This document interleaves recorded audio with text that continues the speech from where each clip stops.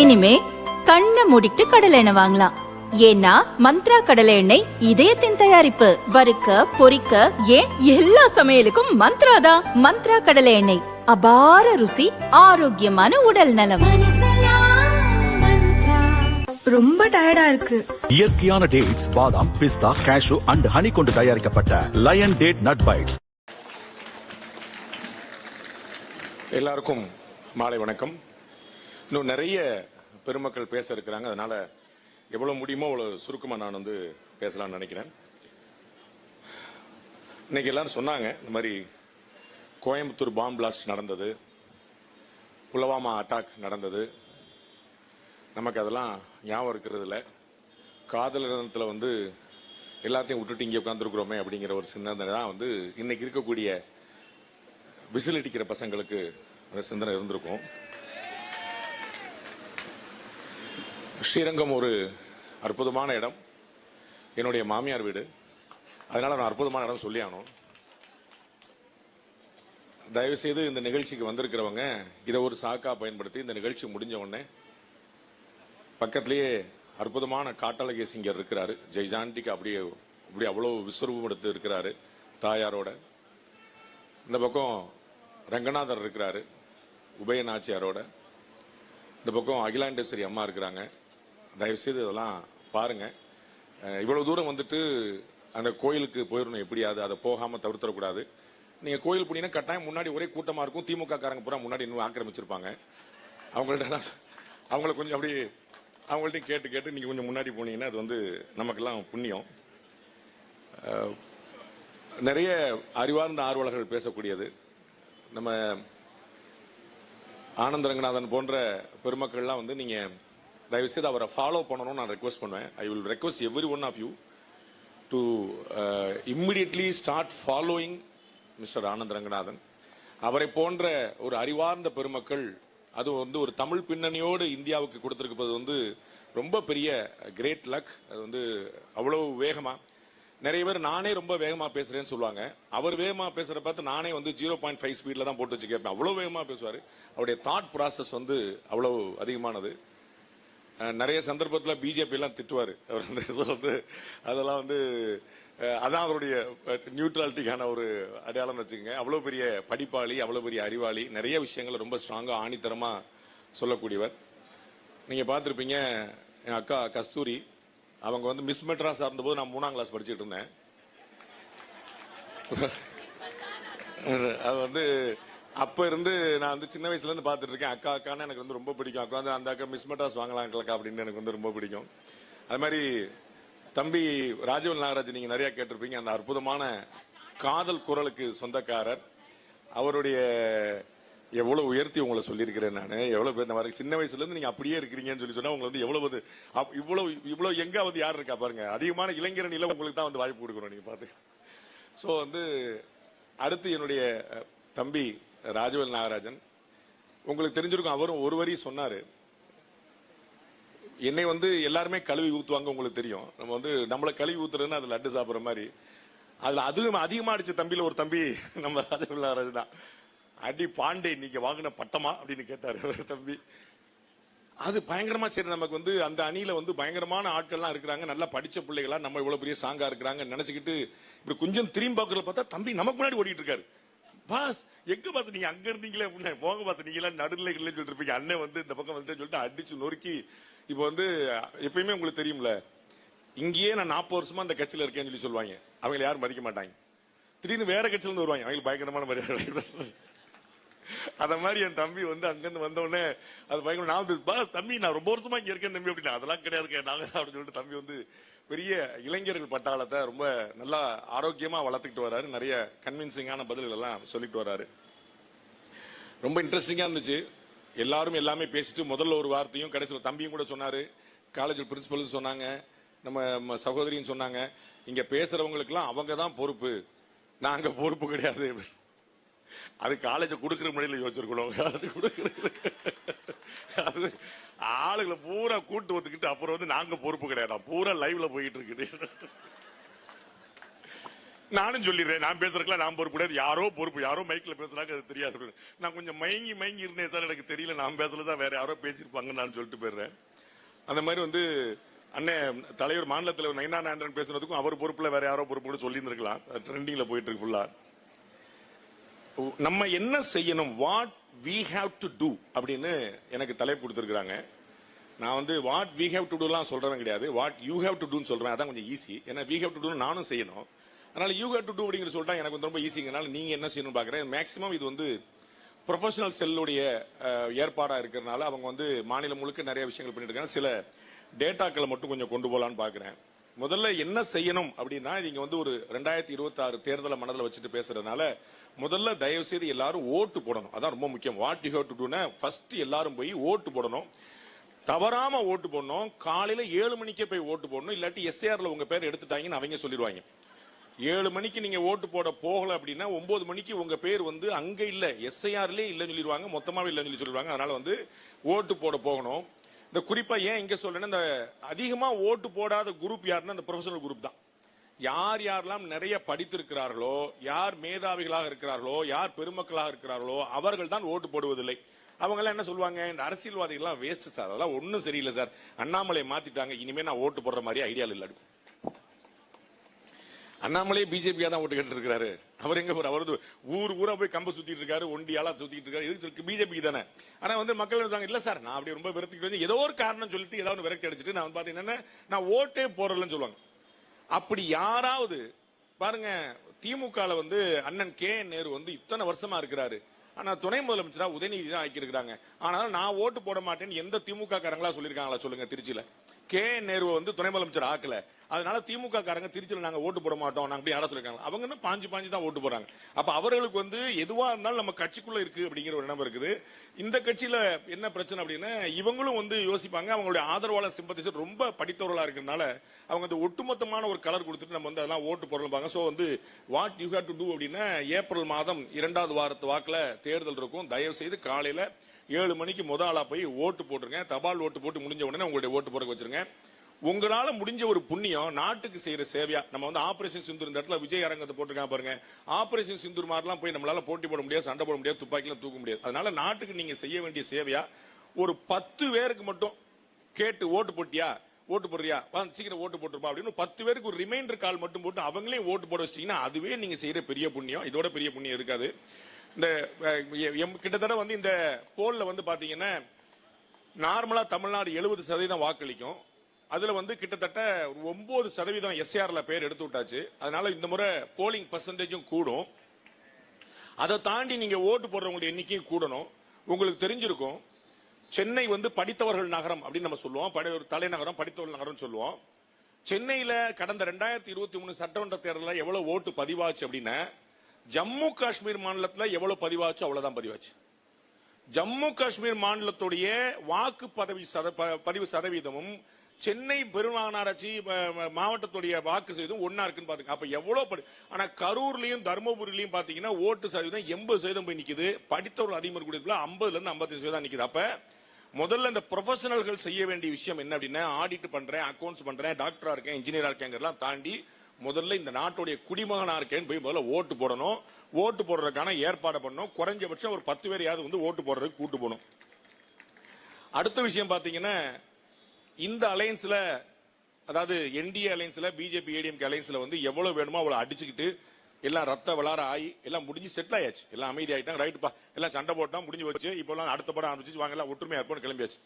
இப்பதான் அங்க சண்டே ஆரம்பிச்சிருக்காங்க.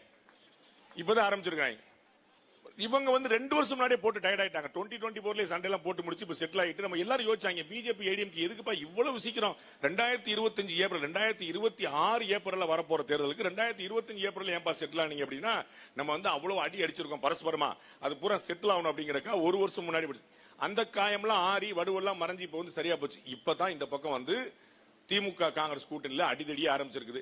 நான் போல மழை போல நம்பி இருக்கிறது மாணிக்கம் தாக்கூரை தான். அவர் வந்து உங்களை விட ரொம்ப சின்சியரா இருக்கிறாரு. அவர் வந்து I have to compliment him. அவர் தான் மலை போல் நம்பி இருக்கிறேன். அவர் வந்து விடவே மாட்டேன்றாரு. தமிழக முதலமைச்சர் வந்து இந்த பக்கம் அவர் சொல்றாரு, கூட்டணி ஆட்சி எல்லாம் ஒத்து வராது அப்படின்னு சொன்னது யாருங்க? தமிழக முதலமைச்சர். இந்த பக்கம் ஒரு ட்வீட் போடுறாரு, எது ஒத்து வரும் எது ஒத்து வராங்க மக்கள் முடிவு பண்ணுவாங்க. அடடா அடடா அடடா, இது பிரமாதமா இருக்கு. நாங்க எங்களுடைய உரிமையை தான் கேட்கிறோம். நேத்து அமைச்சர் ராஜகண்ணப்பன் பேசுறாரு, காங்கிரஸ் கட்சியில இருக்கிறதே 1-2 பேர் தான், 67க்கு அப்புறம் ஆட்சிக்கே வந்தது கிடையாது. அது சொன்னா கோவம் வேற போடுறாங்க அப்படின்னு ராஜகண்ணப்பன் திமுக அமைச்சர் வந்து சொல்றாரு, சொன்னா கோவம் வேற போடுறாங்க அப்படின்னு. உடனே அதை கட் பண்ணி அண்ணன் மாணிக்கதாகர், ஊடகங்கள் பூரா வேலையை செய்யறதில்ல, எல்லா வேலையும் இப்போதைக்கு மாணிக்கதாகர் தான் பண்றாரு. ராஜவேல் நாகராஜன் கஸ்தூரியோட கவலை எல்லாம் தீர்த்து வைக்கிறது வந்து மாணிக்கதாகர் தான். அவர் உடனே கட் பண்ணி எடுத்து நியூஸ் 18 தமிழ்நாட்டில் வந்து அதை கட் பண்ணி எடுத்து போட்டுட்டு, நாங்க ஒன்னும் எதுவும் பங்கு கேட்கல, எங்களுடைய உரிமையை தான் கேட்கிறோம். நீங்க 177 போட்டிட்டு 130 தானே ஜெயிச்சீங்க, நீங்க தோத்த இடத்துல தான் கேட்கிறோம். என்ன சிந்தனை என்ன சிந்தனை, இந்த மாதிரி ஒண்ணு யோசிக்கவே முடியல. நீங்க உங்க ஸ்ட்ரைக்கிங் ரேட் என்னப்பா? நாங்க 25 வாங்கினோம், 18 ஜெயிச்சோம். நீங்க 180 போட்டிட்டு 135 ஜெயிச்சீங்க. யார் அதிகமா ஜெயிச்சிருக்கா? அப்ப நீங்க தோத்த இடங்களை கொடுங்க அப்படின்றாங்க. இப்ப யார் தோக்குறீங்களோ அவங்களுக்கு ஒரு போட்டி போல தெரியுது, எனக்கு தெரியல. இந்த சண்டை சுமூகமா முடிஞ்சிடும், அதுல வந்து ஒண்ணு குழப்பம்ல. நம்ம பயங்கரமா மல்லு கட்டி மான்கராத்தை எல்லாம் போட்டுட்டு அப்படியே விஜய் கூட போயிருவாங்க போல தெரிஞ்சு திரும்பி வந்து ஒண்ணு சேர்ந்துருவாங்க. எனக்கு காங்கிரஸுக்கு வந்து 20 வருஷமா கூட இருக்கிறாங்க. நீங்க வந்து சில வீட்டுல பொண்டாட்டி புருஷனுக்கு சண்டையை பார்த்தா அநேகமா சாயந்தரம் டைவர்ஸ் ஆயிரு நினைப்பீங்க, ஆசரவே மாட்டாங்க. அதுக்கப்புறம் 2 பேரும் மூசு உட்காந்துருப்பாங்க. அவன் வீட்டுக்காரன் பயங்கர கோவத்துல உட்காந்துருப்பான். வீட்டம்மா சொல்லுந்தா அந்த காஃபியை கொண்டாது கூடு அப்படிமா. அவர் காஃபி, என் பொண்டாட்டி தெரியும் கோமா இருந்தா காஃபி சாப்பிட்டா சாந்தமான தெரியும், ஒரு காஃபில செட்டில் ஆயிடுவாங்க. அத மாதிரி வந்து ஒரு 2 சீட்டு முன்ன பின்ன வந்து அந்த அது குடும்பம் வந்து செட்டில் ஆயிடும். ஏன்னா 20 வருஷமா கூட்டு கொடுத்துன இருக்காங்க காங்கிரஸ் திமுக. நீங்க புரிஞ்சுக்கணும், 2004 இருந்து தேவர் இன் அலையன்ஸ் அதர் தென் 2014, 2014 தவிர அவங்க தொடர்ந்து அலையன்ஸ் இருக்காங்க. அதனால அந்த சண்டை எல்லாம் புரிந்து கொள்ளக்கூடிய சண்டை தான், ஒன்னும் பிரச்சனை இல்லை. ஆனா என்ன அப்படின்னா, திரு நேரு, திரு ஐ பெரியசாமி, திரு ராஜகண்ணப்பன் இது போன்ற அமைச்சர்கள் எல்லாம் வந்து நம்ம புரிஞ்சுக்கணும், அவங்க எல்லாம் சும்மா ஆட்கள். உங்களுக்கு தெரியும், திரு நேரு அவர்கள் வந்து துரை வைகோவை கண்ணீர் விட்டு கதற விட்டவர். இங்கே மேடையில துரை வைகோ அவர்கள் வந்து கண்ணீர் விட்டு நான் சொந்த சின்னத்துல தான் போட்டிடுவேன்னு அடம்பிடிச்சு அவரே கதற விட்டவர் திரு நேரு அவர்கள். சோ எலெக்ஷன்ல வந்து நிக்கும் போது அவங்களுக்குள்ள கெமிஸ்ட்ரி எப்படி ஒர்க் ஆகுதுங்கிற நம்ம பார்க்கணும். அப்கோர்ஸ் நம்ம திண்டுக்கல்ல, திருச்சியில, மதுரையில இது மாதிரியான ஒரு பெரிய சவால்கள் காத்திருக்குன்னு பார்க்கலாம். நண்பர்களே, சில புள்ளி விவரங்கள் மட்டும் சொல்ல விரும்புறேன். அது வந்து என்னுடைய குக்கப் ஸ்டோரி கிடையாது. நீங்க எல்லாமே வந்து திரு ராகவன் அவர்கள் சொன்னது போல நீங்க எல்லாமே நீங்க வந்து ஏஐ மூலமாவோ கூகுள் மூலமாவோ நீங்க பார்த்து தெரிஞ்சுக்கலாம். திராவிட முன்னேற்ற கழக கூட்டணி அவர்கள் பெறக்கூடிய வாக்குகள் தொடர்ந்து குறைந்து கொண்டே வருகின்றன. இது கேட்கறதுக்கு வந்து உங்களுக்கு ரொம்ப ஆச்சரியமா இருக்கும், என்ன சார் நீங்க கன்சிக்யூட்டிவ் விக்டரி தொடர்ந்து வெற்றி பெற்றுக்கிட்டே வர்றாங்க அப்படின்னு. அது வந்து ஒரு உண்மை, மறுக்கிறதுல. அதோடைய மறுபக்கம் ஒண்ணு இருக்குது. என்னன்னா, இந்த கூட்டணி தொடர்ந்து எண்ணிக்கையில் டோட்டல் போல்டு ஓட்ஸ்ல அவர்கள் செக்யூர் பண்ணக்கூடிய ஓட்டுகள் வந்து 2019 இருந்து 2021 கம்மி, 2021 இருந்து 2024 கம்மி, தொடர்ந்து குறைந்து கொண்டே வருகிறது அப்படிங்கறத பார்க்கணும். 2019 அவங்க வந்து ஏடிஎம்கே ஆட்சி இருக்கும்போது, மக்களவை தேர்தல் நடந்தபோது 2.27 கோடி வாக்குகள் வந்து டிஎம்கே அலையன்ஸ் வாங்குச்சு. 2.25 கோடி 2.25 கோடி ஓட்டு வந்து அவங்க வாங்கினாங்க. 53% மொத்த போல்டு ஓட்ஸ்ல 53%. அக்கம் பக்கத்துல யாருமே கிடையாது. அந்த அளவுக்கு 2014 நரேந்திர மோடி அவர்கள் வாங்கின மாதிரியான ஒரு பெர்சன்டேஜ் பெருசா வாங்கினாங்க. ஏடிஎம்கே அலையன்ஸ் வந்து கிட்டத்தட்ட சரிபாதியாக 1.3 கோடி ஓட்டு தான் வாங்குச்சு. 2019 31% தான் வாங்கினாங்க. 2021 அசம்பிளில நல்லா யோசிக்கணும். 2019 அது பார்லிமெண்ட் எலெக்ஷன், மக்களவைக்கான தேர்தல். அது பாரத பிரதமர் நரேந்திர மோடி 2வது முறை வர்றதுக்கான தேர்தல். அப்ப அந்த இடத்துல வந்து டிஎம்கே அதிகமா வாங்கிச்சுன்னா 2021 திமுக அலையன்ஸுக்கு வந்து ஆட்சிக்கு வரணும். அப்ப அதிமுக அலையன்ஸ் பிடிக்கலங்கிற சிந்தனை இருக்கணும். அப்ப திமுக கூட்டணி இன்னமும் அதிகமான வாக்குகளை பெற்றிருக்கணும். ஆனா என்ன நடந்துச்சு பாத்தீங்கன்னா, 2021 2.9 கோடி வாக்குகள் 2019 2.27 கோடி 2.25 கோடி வாக்கு வாங்கினவங்க 2021 2 கோடி வாக்குகள் தான் வாங்குறாங்க. 25 லட்சம் ஓட்டுகள் திமுக அலையன்ஸுக்கு 2021 சட்டமன்ற தேர்தலில் குறையுது. அதை நீங்க முக்கியமா கவனிக்கணும். வேற ஏடிஎம்கே ஓட்டு பாத்தீங்கன்னா அப்படியே கொஞ்சமா கூடி அது 45% டிஎம்கே அலையன்ஸ் இருந்துச்சு, 53 45 மாறிச்சு. ஏடிஎம்கே அலையன்ஸ் வந்து 40% ஏறுது. 1.83 கோடி 1.30 லட்சம் வாங்கியிருந்தாங்க, 1.80 லட்சம் வாங்கினாங்க. 50 லட்சம் ஓட்டு ஏடிஎம்கே அலையன்ஸுக்கு கூடுது, 25 லட்சம் ஓட்டு டிஎம்கே அலையன்ஸுக்கு குறையுது. 2019க்கும் 2021க்கும் நடுவில் 2024 மக்களவை தேர்தல். அப்ப முக்கியமா கவனிக்க வேண்டிய 2024 மக்களவை தேர்தல் என்ன கவனிக்க வேண்டியிருக்குன்னா, 2023 செப்டம்பர் மாசமே இந்த 1000 ரூபாய் கொடுக்க ஆரம்பிச்சிட்டாங்க. செப்டம்பர் மாசம் 2023 1000 ரூபாய் கொடுக்க ஆரம்பிச்சிட்டாங்க. இப்ப எல்லாருக்கும் பீதி என்ன, 5000 ரூபாய் கொடுத்துட்டாங்களே என்ன ஆகும்? எல்லாருக்கும் பீதி தான். சார் என்ன சார் 5000? நான் சொன்னேன் 5000 நீங்க பிரம்மாஸ்திரம் நினைச்சுக்கிட்டு இருக்கீங்க. பிரம்மாஸ்திரங்கிறது கடைசி அஸ்திரம். இந்த 5000 ரூபாய் கடைசி அஸ்திரம் இல்லன்னு இன்னும் ஏகப்பட்ட வச்சுட்டு இருக்காங்க. அப்ப இது முக்கியமா கவனிக்க வேண்டிய பாயிண்ட் என்னன்னா, செப்டம்பர் 2023 இருந்து 1000 ரூபாய் கொடுக்க ஆரம்பிச்சிட்டாங்க. மாசத்துடைய நடுவுல தான் கொடுத்தாங்க, 14-15 தேதி வாக்குல கொடுத்தாங்க. அப்ப 7 மாசம் ஆளுக்கு 1000 ரூபாய் வாங்கிட்டாங்க. 1,19,00,000 பேர். செப்டம்பர், அக்டோபர், நவம்பர், டிசம்பர், ஜனவரி, பிப்ரவரி, மார்ச், ஏப்ரல்ல போலிங். சோ 7 மாதம் தலா 1000 ரூபாய் மக்கள் 1,19,00,000 மக்கள் வாங்கிட்டாங்க. அப்ப என்ன நடந்திருக்கணுங்க? 1,19,00,000 பெண்கள் சரிங்களா, அவங்க வாங்கிட்டாங்க 1000 ரூபாய். ஒரு வீட்டுக்கு 4 ஓட்டு ஆவரேஜ் வச்சுக்கோங்க. 4 பேரும் போட வேண்டாம், ஓவரா போயிடும். 5 கோடி 4.5 கோடி ஓட்டு அவ்வளவு. ஆனா வாங்கின 1000 ரூபாய் வாங்கின அந்த மனைவியும் அவர் கூட அந்த 1000 ரூபாய் காசை பத்திரமா டாஸ்மாக் கொண்டு போய் கொடுக்கக்கூடிய அந்த இன்னொருத்தரும் அந்த 2 பேர் மட்டும் வந்து ஓட்டு போட்டிருந்தா 2,30,00,000 ஓட்டு வாங்கியிருக்கணும். 1,19,00,000 பேரு வாங்கி இருக்கிறாங்க.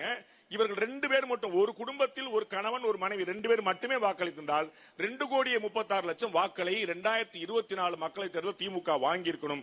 ஆனால் வாங்கியது என்ன அப்படின்னு பாத்தீங்கன்னா 2 கோடி வாக்குகள் மட்டும்தான். ஓவராலாவே 2 கோடி வாக்குகள் வாங்கினாங்க. அவங்களுடைய வாக்குகள் வந்து தொடர்ந்து குறைஞ்சிக்கிட்டே வருது பாக்குறோம். இன்னும் சொல்ல போனா முந்தைய 2019 விட 21 விட 5 லட்சம் வாக்குகள் வந்து குறைஞ்சு போச்சு, இன்னும் குறைஞ்சு போச்சு. அப்ப ஆளுக்கு 1000 ரூபாய் வாங்கினவர்கள் வாக்களித்தார்களா, அவருடைய குடும்பத்தினர் வாக்களித்தார்களா? இல்லை அப்படிங்கிறது ரொம்ப தெளிவா. என்ன காரணம்? நம்ம மக்கள் எல்லாம் ரொம்ப தெளிவாயிட்டான். கேப்டன் விஜயகாந்த் அவருடைய புண்ணியத்துல 2006 வந்து திரு கேப்டன் விஜயகாந்த் அவர்கள் முதல் தேர்தலை சந்தித்த போது இந்த ஓட்டுக்கு பணம் கொடுக்கறாங்கன்னு வந்தோடனே அவர் தான் முதல்ல அந்த கூச்சத்தை போக்குனவர். ஏன்னா முன்னாடி நமக்கு ஓட்டுக்கு காசு வாங்கினா நம்மால் கூச்சப்படுவோம். கை நீட்டி காசு வாங்கிட்டேன் சார், நான் ஓட்டு போட்டேன் சார், எப்படிதான் செய்யறது அடிமா. 2 பேர்ட்டையும் காசு வாங்க நினைச்சுவான். எங்க வீட்டுல 4 ஓட்டு சார், நாங்க 2 ஓட்டு வந்து ரெட்டலைக்கு போறோம், 2 ஓட்டு உதயசூர் போறோம் சார், ரொம்ப நியாயமா இருப்பான். விஜயகாந்த் அவர்கள் வந்த பிறகுதான் அவன் கொடுக்குறேன் பூரா அவன் காசு கொடுக்கல, அது பூரா ஓன் காசு, எல்லாத்தையும் வாங்கிட்டு எனக்கு ஓட்டு போடுனார். இது ரொம்ப நல்லா இருக்கே அப்படின்னு அதுக்கப்புறம் தான் அவங்க ரொம்ப ஹாப்பி ஆகி இது ரொம்ப நல்லா இருக்கேன்னு சொல்லிட்டு என்ன செஞ்சாங்க, எல்லார்ட்டையும் வாங்கிட்டு யாருக்கு வேணுமோ அவங்களுக்கு ஓட்டு போட ஆரம்பிச்சாங்க. ஆர்கே நகர்ல நடந்த சம்பவங்க என்கிட்ட வந்து அந்த கட்சிக்காரங்க சொன்னாங்க. ஆர்கே நகர்ல ஒவ்வொரு வீடா பணம் டிஸ்ட்ரிபியூட் பண்ணிட்டே வர்றாங்க. ஒரு வீட்லயே கிரில் கேட்லயே அந்த கட்சியோட சின்னம் போட்டிருக்கு, ஒரு கட்சியோட சின்னம் போட்டிருக்கு. அந்த கட்சியோட சின்னம் போட்டிருக்கே, நமக்கு ஓட்டு போட மாட்டாங்கன்னு அந்த வீட்டுக்கு காசு கொடுக்கல, அடுத்த வீட்டுக்கு தாண்டி போயிட்டாங்க. காலையில 11 மணிக்கு அந்த தேர்தல், அந்த கட்சியுடைய தேர்தல் பணிமனை அலுவலகத்துக்கு ஒரு அம்மா வருது, எனக்கு காசு வரல அப்படின்னு. இல்ல பாத்துட்டு இல்ல நாங்க நேற்று ராத்திரி 2 மணிக்கு நடு சாமத்துல கொண்டு வந்து கொடுத்துட்டோமே. இல்ல எங்க வீட்டுக்கு காசு வரல. அப்படி அவங்க அட்ரஸ் சொல்லுங்க, பேர் சொல்லுங்க. அப்படி பார்த்தா, ஏமா நீங்க அந்த கட்சியில, நாங்க வேற கட்சிமா. அந்த அம்மா கேக்குது, அப்ப வேற கட்சியில கொடுக்க மாட்டியா? இல்லம்மா உங்க வீட்டு கிரில் கேட்லயே போடுச்சு, அப்ப கொடுக்க மாட்டேன்னு சொல்லு, வாங்கிட்டு போயிருமா. இந்த அடுத்த கட்சிக்காரன் வீட்டு கிரில் கேட்ல போட்டு வச்சிருக்கான், ஓட்டு போட மாட்டான், காசை சப்ஜாடா வாங்கிட்டு போறான், உரிமை தொகை சப்ஜாடா வாங்கி போறான். அப்ப என்ன ஆகி போச்சுன்னா ஓட்டு போட முடியாது, ஆனா நாங்க காசு வாங்கிக்கிறோம். இவ்வளவு பெரிய கிளாரிட்டிக்கு வந்துட்டாங்க. எனக்கு என்ன கவலைன்னா, இந்த 5000 ரூபாய் வந்து இப்ப தமிழக முதலமைச்சர் வேற ஒரு நல்ல எண்ணத்துல போட்டார். அவர் என்ன போடுறாரு, 3 மாசத்துக்கு வந்து நம்ம வந்து அட்வான்ஸா போட்டுருவோம், எலெக்ஷன்ல ஏதாவது பஞ்சாயத்து பண்ணிட்டு திடீர்னு எலெக்ஷன் கமிஷன் ஏதாவது ரோசப்பட்டு ஏதாவது செஞ்சிருச்சு, சீமானுக்கு சின்னத்தை முடக்கிற மாதிரி ஏதாவது செஞ்சிருச்சு நினைச்சது அப்படின்னு சொல்லிட்டு சரி நம்ம வந்து முன்னாடியே கொடுத்துருவோம், அப்புறம் இன்னும் 2000 எக்ஸ்ட்ரா போட்டு கொடுப்போம், சம்மர் வருதுன்னு கண்டுபிடிச்சார் தமிழக முதலமைச்சர். நம்ம ஏப்ரல் மார்ச் ஏப்ரல் சம்மர்லங்க அப்படின்னு அதுக்கு ஒரு 2000 ரூபாய் சேர்த்து போடுவோம் போட்டாரு. நம்ம மக்கள் எப்படிப்பட்டவங்கன்னா வாங்கின அன்னைக்கு ஹாப்பியா இருப்பான். 5000 ரூபாய் வந்து 4000 ரூபாய் எனக்கு, நான் தொட மாட்டேங்க, இப்ப சாம்பருங்க தொடங்கி உங்களுக்கு தான் 1000 ரூபாய் ஓடி போயிருங்க, தலைவர் கொடுத்திருக்காரு, அதனால 3 மாசம் சேர்த்து உங்களுக்கு 1000 ரூபாய் அப்படின்னு வீட்டுக்காரர் கொடுத்துருவாங்க. இவங்க 5000 ரூபாய் 4000 எடுத்து வச்சுருவாங்க. அடுத்த மாசம் 17ஆம் தேதி காசு உழாது, மார்ச் மாசம் காசு உழாது. ஏன்? அதுக்குதான் சேர்த்து இப்பயே கொடுத்தாச்சு. ஏப்ரல் மாசம் காசு விழாது. நம்மால் 2 மாசமா என்ன தமிழக அமைச்சர் காசே போடலன்னு கேட்பான். உங்களுக்கு புரியுங்களா? பாஸ் உங்களுக்கு அட்வான்ஸா போட்டாச்சு, அது அட்வான்ஸ், ஃபைனல் பேமெண்ட் எங்க அப்படிமா.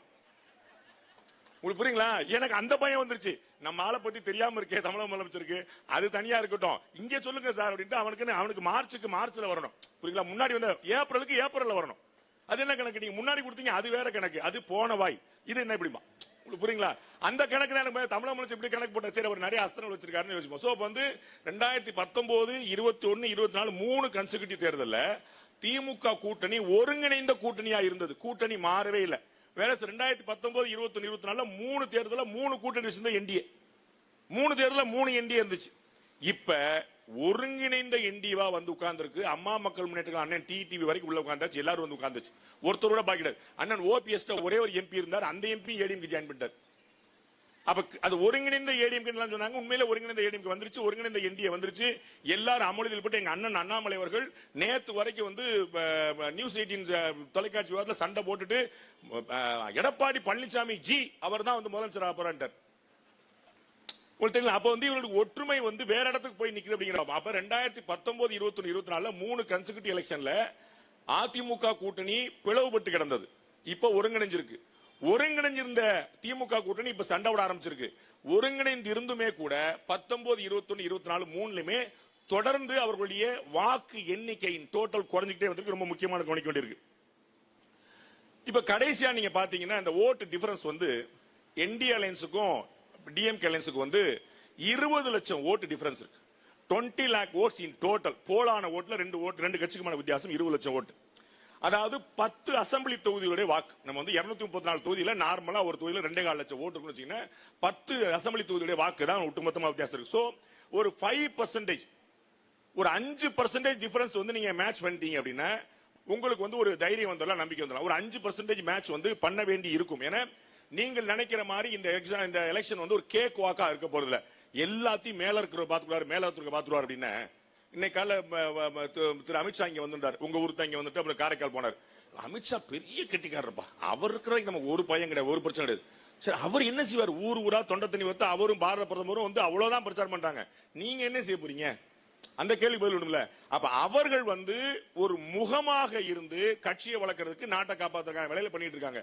நீங்கள் அவர்களுடைய கைகளும் கால்களுமாக இருந்து தமிழ்நாடு முழுக்க நடந்து அவர்கள் பெறக்கூடிய, அவர்களுடைய விரும்பக்கூடிய வாக்குகளை, அந்த பெறக்கூடிய எண்ணங்களை அதை நிறைவேற்ற நீங்க முயற்சி பண்ணணும். அது இல்லாம மேல இருக்க பார்த்தா மேல இருக்க எப்படி பார்ப்போம், எவ்வளவு பார்க்க முடியும்? அது யோசிக்கணும். ஒரு லிமிட் இருக்குல்ல எல்லாத்துக்குமே. ஒரு அளவுக்கு நல்லா பாத்துக்குங்க. பாரத பிரதமர் நரேந்திர மோடியால நீங்க என்ன செய்ய முடியுமோ அதை ஆம்பிளிஃபை தான் பண்ண முடியும். அக்கா, தம்பி, சகோதரர் எல்லாருமே ரொம்ப வருத்தப்பட்டாங்க. மீடியா வந்து சப்போர்ட்டே இல்ல, மீடியா சப்போர்ட்டே இல்ல. மீடியா சொந்தமா பண்றதுலாம் அது தனிக்கிறத வச்சுங்க, அது வேற ஒரு டிபேட், அதை நம்ம அப்புறம் பேசுவோம். மீடியா என்ன செய்யும் யோசிங்க. நீங்க மீடியா வந்து இந்த மைக்கு மாதிரிங்க. நான் தனியா பேசினா 4 பேர் கேட்கும், அதை 4000 பேர் கேட்க வைக்கிறதுக்கு இந்த மைக். அதுதான் மீடியா பண்ற. நீங்க பேசுறத ஆம்பிளிஃபை பண்ணி சொல்லும், அவ்வளவுதான் மீடியா. நீங்க பேசினா தானே, நீங்க எதுவுமே பேசாம இருந்து மீடியா வந்து உங்களை சப்போர்ட் பண்ணு சொன்னா, மீடியா அடிச்ச போது யார் போனீங்க? மீடியா அடி வாங்குச்சு, நியூஸ் தமிழ்ல வந்து அடி வாங்கினாங்க, யார் போனீங்க? அப்ப நான் ஒரு ட்வீட்டை போட்டு போயிருவீங்க. அப்ப வந்து யார் வருவாங்க கேள்வி. அப்ப யூ ஹேவ் டு ஆக்ட் அப்படிங்கிற ஞாபகம். நீங்கள் ஆக்ட் பண்ணாமல், நீங்க செயல்படாம வெற்றிங்கிற சாத்தியம் இல்ல. தேர்தல் என்பது வேடிக்கை பார்ப்பவர்களின் விளையாட்டு அல்ல. தேர்தல் என்பது வேடிக்கை பார்ப்பவர்களின் விளையாட்டு அல்ல. எப்படி அகில இந்திய அளவில் பாஜக தேர்தலில் மாஸ்டரோ, அதற்கு சற்றும் சளைக்காமல் தமிழ்நாட்டில் திமுக தேர்தலில் மாஸ்டர் என்பதை உணருங்கள், புரிந்து கொள்ளுங்கள் தயவுசெய்து. அவங்க எலெக்ஷன்ல மாஸ்டர்ஸ் அவங்க. அப்ப நீங்க அவ்வளவு சுலபமா நீங்க போட்டு போற போக்கெல்லாம் அடிச்சு போயிட முடியாது. அவங்கள்ட்ட இன்னும் நிறைய ஆயுதங்கள் இருக்குன்னு புரிஞ்சுக்கணும். அப்ப ஒரு 20 லட்சம் ஓட்டு கூட தேவைப்படுது, ஒரு 5% ஓட்டு கூட தேவைப்படுது. ரொம்ப அதிகமா இல்ல. 234 தொகுதி, 20 லட்சம் ஓட்டு தேவைப்படுது. ஒரு தொகுதிக்கு 10,000 ஓட்டு கூட நீங்க செக்யூர் பண்ண முடிஞ்சதுன்னா உங்களுக்கான வாய்ப்புகள் அதிகமா இருக்கு. ஒரு தொகுதிக்கு 10,000 ஓட்டு எக்ஸ்ட்ராவா கொஞ்சம் போக்கஸ் பண்ணி வேலை பார்க்கணும். இந்த இடத்துல விஜய் ஃபேக்டர் அப்படின்னு ஒன்னு இருக்குது, அதை நம்ம புரிஞ்சுக்கணும். விஜய் ஃபேக்டர் வந்து இதற்கு முன்னாடி இல்லாத ஒரு பெரிய ஃபேக்டர். அது வந்து மத்தவங்க எல்லாம் வந்து 5% போயிட்டாங்க, இவர் வந்து 10-15 மேல வருவார் அப்படின்னு எல்லாரும் வருவாங்க. அதுல உங்களுக்கான ஆறுதல் செய்தி என்ன அப்படின்னா, விஜய் ஒரு 18% ஓட்டு வாங்குவாருன்னா 8% உங்க ஓட்டு எடுத்துருவாரு, 10% அவங்க ஓட்டு எடுத்துருவாரு. சோ அப்படியுமே பாத்தீங்கன்னா லாபத்துல தான் உங்களுக்கு நட்டம். சோ 18% ஓனா 10% அங்க ஓட்டு வாங்கிடுவாரு, 8% உங்களுக்கு ஓட்டு வாங்கி எல்லா பக்கமும் அந்த பாதிப்பு இருக்கும். உங்களை விட திமுகவுக்கு அதிகமான பாதிப்பு இருக்கும் நம்ம நம்பலாம். அதனால வந்து அது ஒரு பெரிய ஆச்சரியம் இல்ல. அதுவும் வந்து ஒரு சேம் ரிசல்ட் தான். நீங்க வந்து அதனால வந்து என்ன ஆகுமோன்னு கவலைப்பட வேண்டியதில்லை. மூணாவதா, இந்த 5% வாக்குகளை நிறைவு செய்யறதுக்கு என்ன வாய்ப்பு இருக்குன்னு யோசிச்சீங்கன்னா, இந்த ஆன்டி இன்கம்பன்சி அப்படிங்கிற ஒண்ணு இருக்கு. நமக்கு வந்து அதிருப்தி அலைன்னு ஒண்ணு ஓடிட்டு இருக்கு. அது வந்து எல்லாருக்குமே இருக்கும். பாரத பிரதமர் நரேந்திர மோடியுடைய ஆட்சியிலே 2024 மக்கள் தேர்தலை பார்த்தோம். தனியா பெரும்பான்மை ஆட்சி அமைக்க முடியாம அவங்க வந்து 240 சீட்டு தான் பாஜக தனியா வந்து பார்த்தோம். இந்த 10 வருஷம் ஆட்சிங்கனால ஆன்டி இன்கம்பன்சி எல்லாருக்குமே இருக்கும். பாரத பிரதமர் நரேந்திர மோடிக்கே இருக்கும்போது திமுக ஆட்சி கேரண்டியா இருக்கும். அதுக்கு ஒரு 2% போகுது அப்படின்னு வச்சுக்கோங்க. விஜய் அவர்களுக்கு வந்து ஒரு 2% இங்க இருந்து எக்ஸ்ட்ரா போகுது அப்படின்னு வச்சுக்கோங்க. அவர் வந்து டிஎம்கே இருந்து ஒரு எக்ஸ்ட்ரா 2% எடுக்கிறான்னு வச்சுக்கோங்க. எஸ்ஐஆர்ல போனதுல இருந்து ஒரு கள்ள ஓட்டு ஒரு 1% போயிருச்சு வச்சுக்கோங்க. அதுலயும் பாத்தீங்கன்னா ஒரு 5% டிஃபரன்ஸ் வந்துருது. சோ அந்த 5% குறைஞ்சா கூட திரும்பவும் திமுக கூட்டணிக்கும் அதிமுக கூட்டணிக்கும் ஓட்டு வந்து நியூட்ரலைஸ் ஆகி நிக்கும். அப்பயும் நீங்க அப்பர் ஹேண்ட் எடுக்க முடியாது. அதுக்கு ஒரு பெரிய சிரமத்தை பண்ண அதுக்கு உழைக்கணும் பாத்துங்க. அப்ப 5.5 கோடி வாக்காளர்கள் இன்னைக்கு இருக்கிறாங்க. ஒட்டுமொத்தமா தமிழ் 6.2 கோடி இருந்துச்சு. எஸ்ஐஆருக்கு பிறகு 5.5 கோடி வாக்காளர் இருக்கிறாங்க. ஒரு தொகுதிக்கு சராசரியா 2.25 லட்சம் வாக்காளர்கள் வந்து வாக்கு பதிவு செய்வாங்க. ஒரு தொகுதிக்கு 80% போலாச்சுன்னா 1.90 லட்சம் வாக்காளர்கள் 1,90,000 வாக்காளர்கள் வந்து ஒரு தொகுதியில வாக்களிப்பாங்க. 1,90,000 வாக்காளர்கள் ஒரு தொகுதியில மொத்தமா வாக்களிப்பாங்க.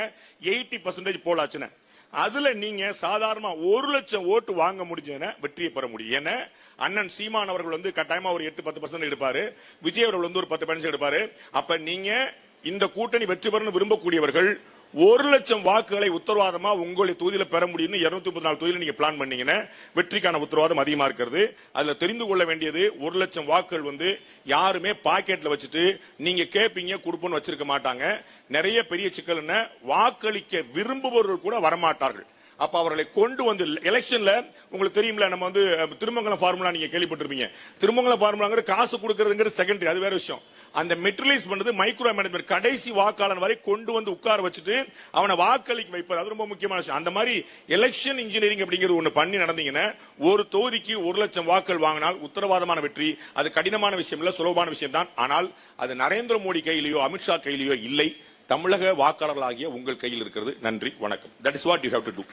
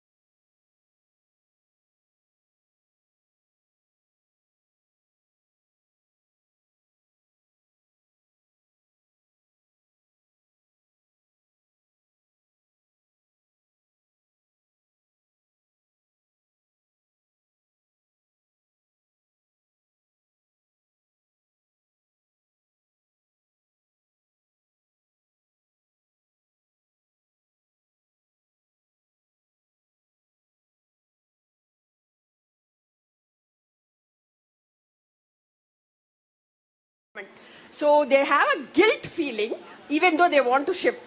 They are unable to do so because they are afraid DMK ஜெயிச்சாலும் அவங்கள professionally or personally கொல்லலாம், தோத்தாலும் professionally or personally கொல்லலாம்ங்கற மாதிரி நிறைய ஆள் இருக்காங்க. அவங்களுக்கு எல்லாம் ஏதாவது வழி உண்டா? அந்த மாதிரிலாம் பயப்பட வேண்டியலங்க. ஓட்டு மாத்தி போட்டா கொன்றுவாங்களா என்ன? நீங்க அப்படிலாம் நீங்க எந்த உலகத்துல இருக்கீங்க? அப்படிலாம் ஒண்ணும் கிடையாது. நம்ம வந்து ஓட்டு மாத்தி யார் போறாங்களோ தெரியவே தெரியாது. பார்லிமெண்ட்லயே வந்து இந்த கட்சிக்கு ஓட்டு போற மாத்தி ஓட்டு போட்டு ஆட்சிக்கு விழுந்த வரலாறுலாம் இருக்கு. அதனால கவலைப்படாதீங்க. நீங்க வந்து ஓட்டு போட்டா நீங்க வந்து அண்ணன் வடிவேல் சொன்ன மாதிரி உங்களுக்கு தான் ஓட்டு போட்டு சின்னத்தை காட்ட சொல்லிருங்க. யார் கேட்டாலும் அதை போட சொல்லிருங்க. ஓட்டை வந்து கரெக்டா உங்களுக்கு போட சொல்லுங்க. நீ வெளியே கேட்டா சொல்லுங்க. எதுக்கு நீங்க சொல்லணும்? உங்கள்கிட்ட கேட்டா கூட நான் அவங்களுக்கு போட்ட சொல்லி சொல்லுங்க. சோ ஓட்டு போடுறது வந்து தனி உரிமை, ரகசியம், அதுல பிரச்சனை இல்ல. அப்படி கவலைப்பட வேண்டியதில்லை. Quick, please. Yes. Sir, good evening. ஒரு சின்ன கேள்வி சார். இப்போ தமிழ்நாடு பாலிடிக்ஸ் எப்படி இருக்குன்னா, ப்ரொஃபஷனல்ஸ் வந்து வாட் டு டூ அப்படிங்கிற மாதிரி ஒரு அருமையான எக்ஸ்பிளனேஷன் கொடுத்தீங்க.